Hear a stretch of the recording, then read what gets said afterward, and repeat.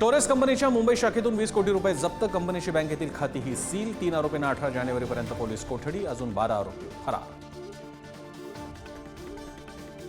पतंगाच्या nylon मांजाचे ठिकठिकाणी बळी. नाशिक आणि नागपूरमध्ये पोलीस ॲक्शन मोडवर. नाशकात मांजा वापरणाऱ्यांवर सदोष मनुष्यवधाचा गुन्हा.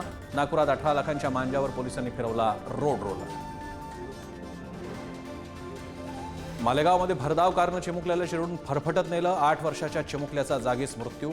कटलेल्या पतंगाच्या नादात आयुष्याची तुटली तोडी. सिडकोच्या घरांच्या किमती कमी होणार. इतर जाचगटीही रद्द होण्याची शक्यता. सिडको अध्यक्ष संजय शिरसाट यांचे संकेत. महाराष्ट्राचं राज्यगीत सर्व शाळांमध्ये सक्तीचं होणार. मुख्यमंत्र्यांच्या सोबतच्या बैठकीत शिक्षण विभागाचं धोरण स्पष्ट. विद्यार्थ्यांना सांविधानिक मूल्य शिकवण्यावर भर देण्याच्या फडणवीसांच्या सूचना. न्यायासाठी देशमुख कुटुंबियांचं मस्साजोग. गावात शोले स्टाईल आंदोलन. तब्बल 4 तासांनी धनंजय देशमुख टाकीवरून उतरले. मनोज जरांगेंनी मिठी मारत ढसाढसा रडले. आम्हाला न्याय का मिळत नाही, देशमुखांचा सवाल.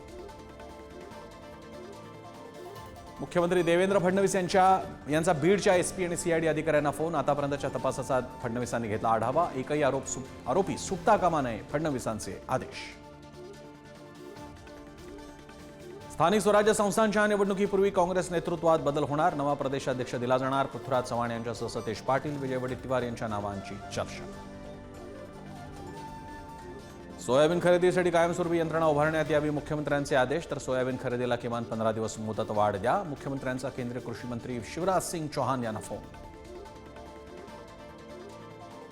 रत्नागिरीत चिंचाळी धरणाजवळ एसटी बस दरीत उलटली. झाडाला बस अडकल्यामुळे मोठा अनर्थ टळला. एका झाडानं वाचवले 41 प्रवाशांचे प्राण. दाभोळ मुंबई एसटी बसला मध्यरात्री अपघात.